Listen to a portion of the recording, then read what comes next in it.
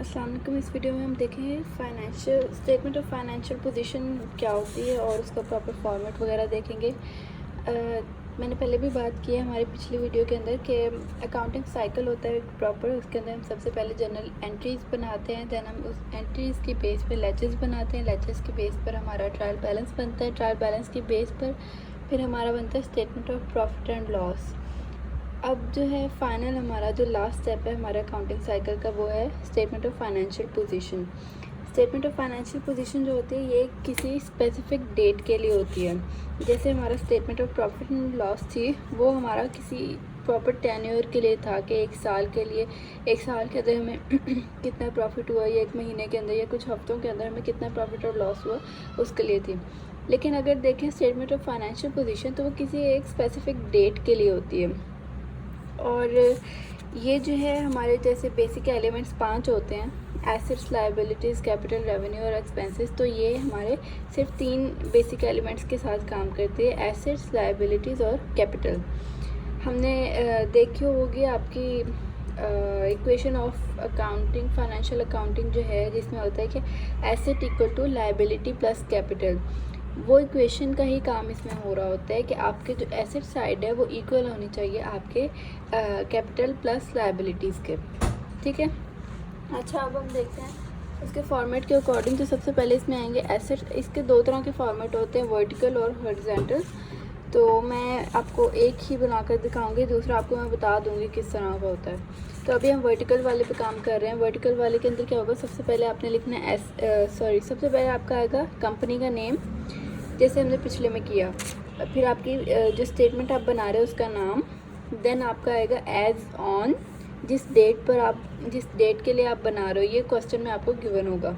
ठीक है, अच्छा देन आप लाइन लगाओ, यहाँ पे लिखो एसेट्स। सबसे पहले आपका आएगा वर्टिकल फॉर्मेट के अंदर आपके सबसे पहले एसेट्स आएंगे। एसेट्स के आगे 2 टाइप्स होती हैं, नॉन करंट एसेट्स और करंट एसेट्स। जो करंट एसेट्स होते हैं वो आपके वो एसेट्स होते हैं जो कि शॉर्ट टर्म के लिए हमारे बिज़नेस के अंदर हों, जैसे कि कैश, बैंक अकाउंट का जो बैंक बैलेंस है हमारे पास, ये सब हमारे शॉर्ट टर्म के लिए होते हैं। हमारी इन्वेंट्री, ये भी हमारा करंट एसेट होगा। और जो नॉन करंट एसेट्स होते हैं ये वो एसेट्स होते हैं जो लॉन्ग टर्म के लिए बिज़नेस में होते हैं, जैसे कि हमारे बिल्डिंग हो गई हमारे बिज़नेस की, देन हमारे पास लैंड्स आ गए, या हमारे पास मोटर वैन्स वगैरह आ गई, ट्रांसपोर्ट आ गया हमारे पास। तो ये सारे आपके क्या होंगे, नॉन करंट एसेट्स होंगे। तो इसके अंदर जब भी एसेट्स लिखो आपने ये दोनों टाइप्स लिखनी है। ठीक है, दोनों टाइप्स में आप पहले कोई भी लिख लो, वो स्पेसिफिक नहीं है। ठीक है, करंट पहले लिख लो या नॉन करंट पहले लिख लो। लेकिन अगर आपने नॉन करंट पहले लिखे हैं तो आप पहले सारे उनके नॉन करंट वाले लिखोगे, जो भी एसेट्स। आप देखने कहाँ से, आपने ये भी ट्रायल बैलेंस के अंदर से देख लो आप कि इसमें आपके नॉन करंट एसेट्स कौन कौन से हैं। जैसे ये है, अब यहाँ पर करंट एसेट आपके पास बैंक है, आपके पास वैन जो है ये नॉन करंट एसेट है आपके पास। तो इस तरह से आपने देखना है। ठीक है, जो जिस सेक्शन का है वो वहाँ लिख लेना है आपने। इसके अंदर लिख लिया नॉन करंट एसेट, फिर इसका आपने ऐसे सम कर लेना है लाइन लगा के। ठीक है, फिर आप करंट एसेट्स पे आओगे तो आपने इसका सम कर लेना है। फिर आपने क्या करना है, ये दोनों सम्स जो है इन दोनों का सम करके टोटल सम लिखना है और डबल लाइन लगा देनी है। ठीक, इससे आगे आपने क्या करना है, मेरा पेज ख़त्म हो गया था बट ये इसके नीचे ऐसे ही आना है, यहाँ से आगे फर्दर कंटिन्यू होना है। तो इसके बाद आना है आपकी लायबिलिटीज़ एंड कैपिटल की हेडिंग देनी है आपने। अब लायबिलिटीज़ जो है ये भी 2 तरह की होती हैं, करंट और नॉन करंट। सेम कॉन्सेप्ट है, शॉर्ट टर्म के लिए लायबिलिटी होगी तो आपकी वो करंट होगी, और लॉन्ग टर्म के लिए होगी तो नॉन करंट लायबिलिटी होगी। अच्छा, इसकी एग्जांपल अगर मैं दूँ, करंट लायबिलिटीज़ जो हमारे पेएबल्स होते हैं, जो हमने उधार पर अपनी इन्वेंट्री वगैरह ख़रीदी होती है और आपने अभी उसका पैसे पे करना है, वो आपके पेएबल्स होते हैं। ठीक है, पेएबल्स आपके आगे नॉन करंट लायबिलिटी आ गई। या शॉर्ट टर्म के लिए लोन्स जो आप बैंक से लेते हो, जो कि कम टाइम के अंदर विद इन 1 ईयर का टेन्योर अगर हो, जिसमें आपने लायबिलिटी अपनी पे करनी है, वो आपकी करंट लायबिलिटी होगी। ठीक है, नॉन करंट लायबिलिटीज़ होती हैं जैसे प्राइस बॉन्ड्स वगैरह होते हैं। तो ये, या बैंक लोन्स अगर आप देखो कि वो लॉन्ग टर्म के हैं, 1 साल से भी ज़्यादा के बाद की डेट है, आप इतने टाइम में पे कर सकते हो, तो वो आपकी नॉन करंट लायबिलिटी होगी। इसका एक ये है कि अगर आपने यहाँ पर नॉन करंट एसेट पहले लिखे हैं तो यहाँ पर भी नॉन करंट लायबिलिटी पहले आएंगे, लेकिन अगर करंट एसेट पहले लिखे हैं तो यहाँ पर भी करंट लायबिलिटी पहले आएगी। ठीक है, सेम ऐसे ही आपने ट्रायल बैलेंस में से देख लेना है अपने कि कौन सी नॉन करंट लायबिलिटीज़ है, कौन सी करंट लायबिलिटीज़ हैं, उनको ऐसे लिख लेना है डिवाइड करके, और फिर इनका सम अलग, इनका सम अलग, और फिर आएगा आपका कैपिटल। कैपिटल होता है आपका कि आपने बिज़नेस स्टार्ट किया और जो टोटल इन्वेस्टमेंट बिज़नेस ओनर कर रहा है ना, वो इनिशियल स्टेज पर, वो आपका कैपिटल होता है।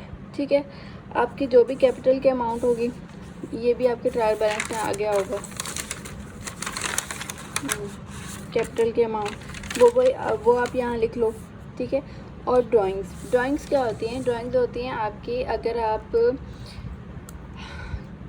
बिज़नेस में से पैसा विड्रॉ कर रहे हो लेकिन वो बिज़नेस के लिए यूज़ नहीं कर रहे हो, कोई पर्सनल अपने काम के लिए यूज़ कर रहे हो, वो आपकी ड्राइंग्स होती हैं। और ड्राइंग्स ऑलवेज़ आपके कैपिटल में से कम हो रही होती हैं कि आपने बिज़नेस में जो पैसा इन्वेस्ट किया था आप उसमें से निकाल रहे हो।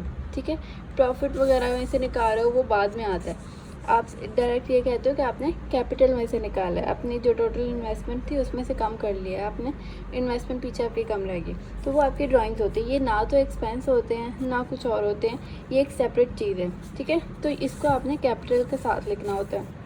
फिर आप क्या कहते हो, ये वाला सम और ये दोनों का मतलब सॉरी, ड्राइंग्स जो है ये कैपिटल में से सब्ट्रैक्ट होनी होती है। ये सब्ट्रैक्ट होकर जो इसका वैल्यू आएगी ना, इन तीनों का सम कर लो और यहाँ पे टोटल सम आ गया। अब ये वाला जो टोटल सम है ना, ये आपके इस टोटल सम के इक्वल आना चाहिए जो एसेट्स वाला सम था। और हमारी वो क्या थी इक्वेशन यही थी ना कि assets equal to liabilities plus capital.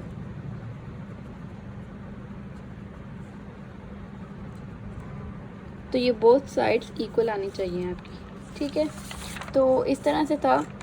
अभी हम जो पिछली एग्जांपल कर रहे थे ओरियो वाली, मैं आपको उसी की स्टेटमेंट ऑफ फाइनेंशियल पोजीशन बनाकर दिखाती हूँ।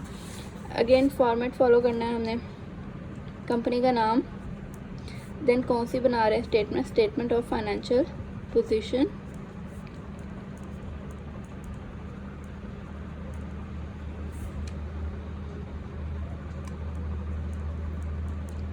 एज ऑन, किस डेट का बना रहे हैं, किस डेट के लिए। फॉर एग्जांपल हम कह रहे हैं कि ये हमने जो लास्ट डेट थी हमारी गिवन 14 जनवरी, हम उसके लिए बना रहे हैं।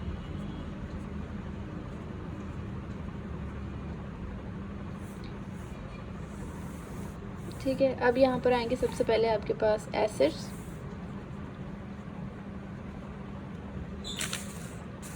एसेट्स के अंदर आप लिखोगे, मैं पहले लिख लेती हूँ नॉन करंट एसेट्स। अच्छा, नॉन करंट एसेट आपके पास अब कौन कौन से हैं? ट्रायल बैलेंस में से देखिए तो नॉन करंट एसेट हमारे पास वैन है, जो कि लॉन्ग टर्म के लिए मतलब हमारे पास बिजनेस के अंदर एसेट होता है, बस वैन ही है यहाँ पर। तो आप यहाँ लिखोगे वैन की क्या प्राइस थी, $2000।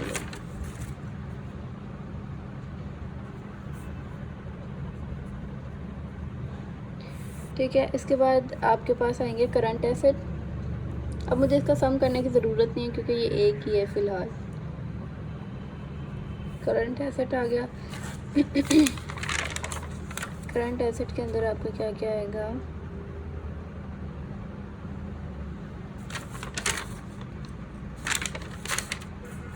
सबसे पहले बैंक, शॉर्ट टर्म के लिए जो है हमारे पास है। बैंक के बाद आपके पास आएगा आपकी रिसीवेबल्स,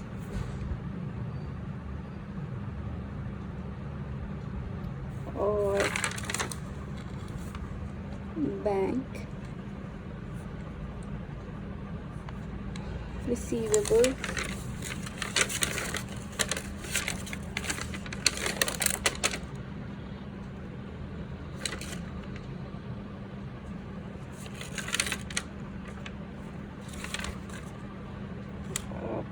इन्वेंट्री भी आनी चाहिए इसमें।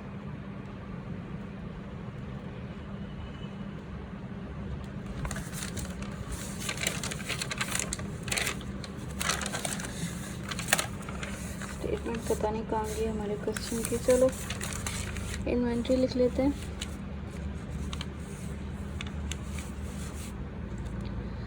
अच्छा, तो बैंक की थी हमारे पास $7,800। देन हमारे पास रिसीवेबल्स थे, बल्कि इन्वेंट्री इसमें नहीं है, वैसे ही लिखते हैं। रिसीवेबल्स थे आपके पास $8,000, ठीक है। इसको सम करें तो आपके पास आता है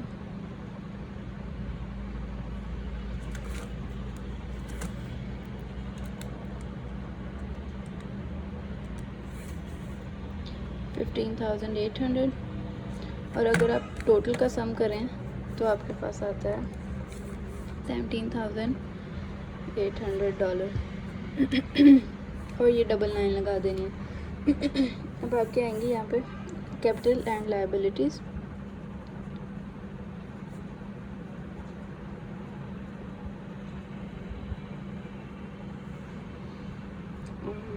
कैपिटल के अंदर अगर आप देखें तो पहले हम लिख लेते हैं लायबिलिटीज़।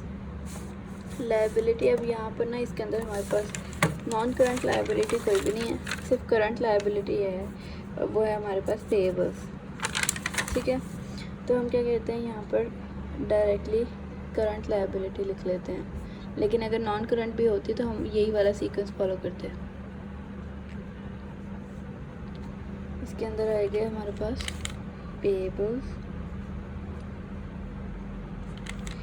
पेएबल्स से हमारे पास $200 के। देन हमारे पास आएंगे ओके, लायबिलिटी इतनी ही थी। अब हमारे पास आएगा कैपिटल है हमारे पास $1,500, 15,000। देन आपके पास आएंगी ड्राइंग्स, क्योंकि इसमें ड्राइंग्स भी थी तो ड्राइंग्स हैं इसमें $500। देन आपके पास है, अच्छा यहाँ पर आएगा नेट प्रॉफिट। ये मैं उसमें फॉर्मेट में बताना भूल गई। यहाँ पर आपका नेट प्रॉफिट भी आता है। अब ये नेट प्रॉफिट कहाँ से आएगा? नेट प्रॉफिट आएगा आपके पास जो आपने फाइनेंशियल स्टेटमेंट बनाई थी, सॉरी प्रॉफिट एंड लॉस वाली स्टेटमेंट पहले बनाई है।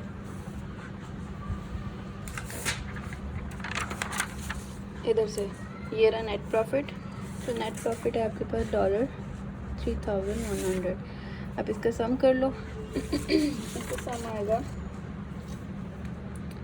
इतना ही $17,800। आप सम करके देख लो और ये डबल लाइन लगा दी।